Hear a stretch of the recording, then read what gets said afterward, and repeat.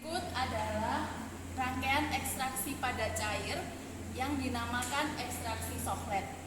Nama-nama rangkaiannya dari bawah di sini adalah heating mantle yang digunakan untuk memanaskan, kemudian labu alas bulat atau labu RBF dengan rangkaian Sochlet yang terdiri dari chamber yang di dalamnya akan diisi dengan timbal yang berisi sampel. Kemudian di sini ada bypass side arms, kemudian sifon. Setelah rangkaian Sochlet, di atasnya diisi dengan air yang mengalir yang dinamakan kondensor. Sebelah kiri tempat mengalir dengan pipa dengan kran. Yang di sini tempat out untuk yang dikeluarkan, air yang dikeluarkan.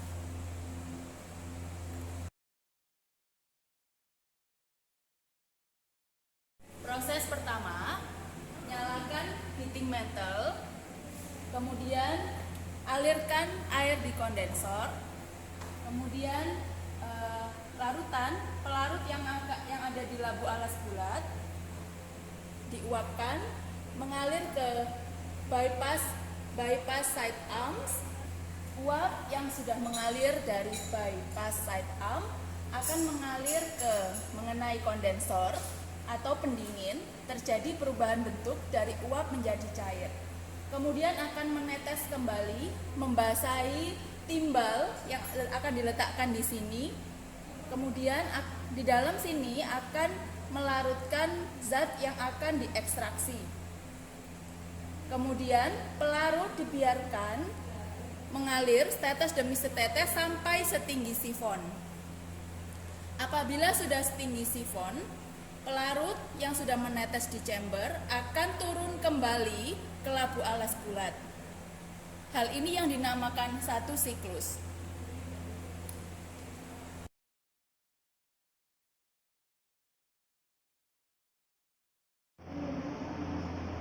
Alat yang dibutuhkan dalam ekstraksi soklet kali ini adalah serangkaian alat ekstraktor soklet, kemudian gelas ukur, beker gelas, corong gelas, batang pengaduk, kemudian batu didih.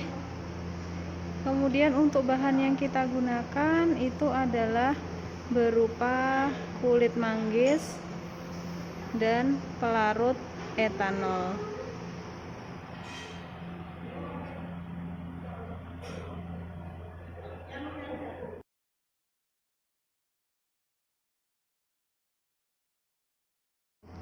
Timbang labu alas bulat beserta batu didihnya dengan neraca analitis.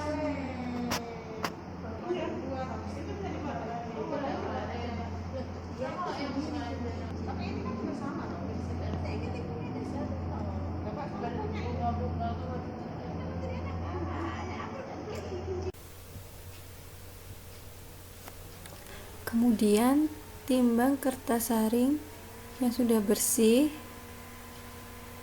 dengan neraca analitik dan catat berapa hasil timbangan yang didapatkan.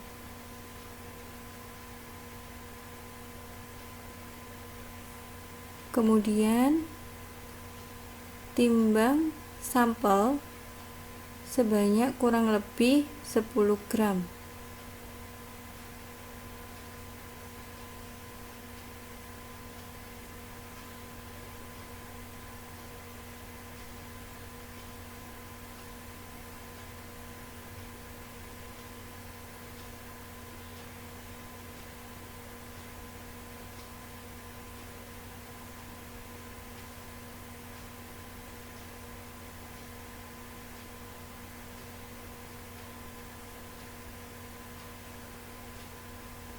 Kemudian catat berapa jumlah yang ditimbang.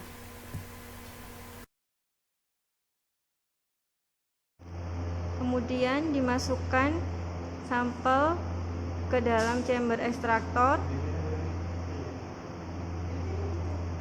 dan kondensor dipasang kembali. Jangan lupa dipakaikan vaselin terlebih dahulu.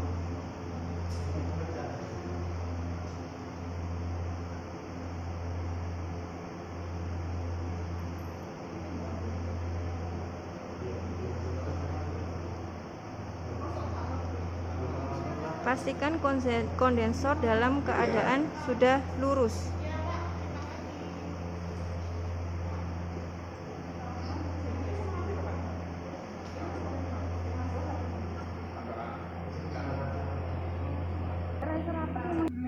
Pastikan serangkaian alat ekstraksi soklet ini dalam kondisi lurus. Ukur volume pelarut etanol yang akan digunakan, yaitu sebanyak 200 ml. Kemudian tuang ke dalam RBF.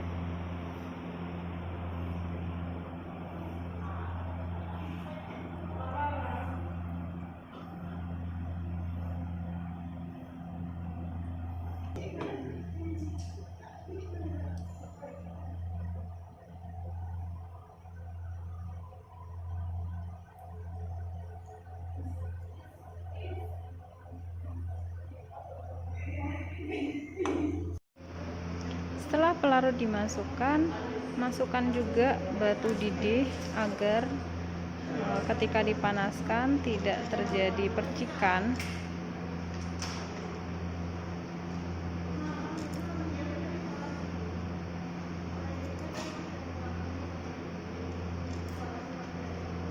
Kemudian tutup dengan termometer.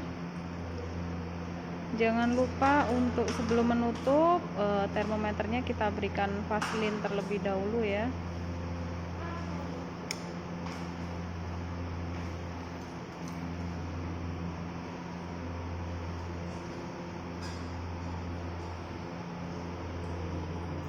Nah, ketika alat sudah set semuanya, kita bisa menyalakan pompa dari kondensor. Kemudian kita nyalakan heating mantelnya juga.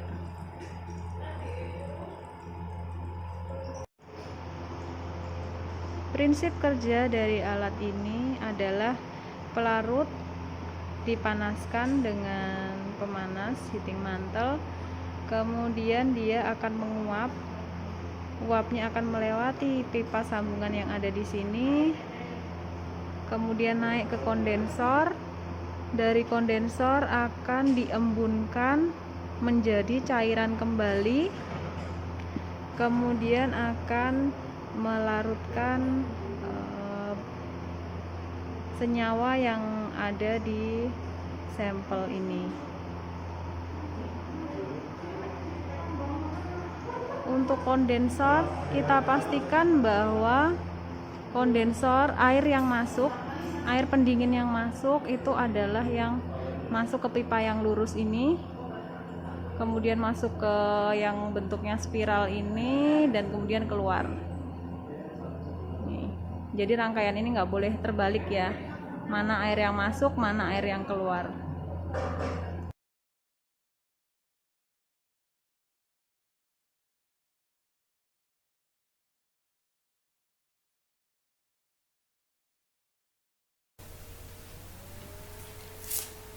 Pelarut yang menetes ke dalam extraction chamber akan mengenai sampel yang ada di dalam timbal dan mengekstrak senyawa yang ada di dalam sampel tersebut. Kemudian pelarut akan melewati sifon, dan jika sifon telah mencapai permukaan sifon, maka seluruh cairan pelarut akan turun kembali ke labu alas bulat.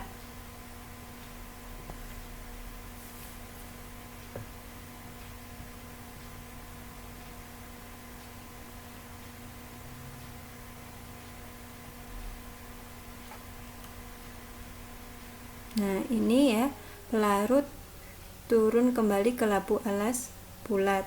Ya, pelarut turun lagi kembali ke labu alas bulat. Maka inilah yang dinamakan dengan satu siklus. Semakin banyak jumlah siklus, maka senyawa yang terekstrak dalam pelarut akan semakin maksimal.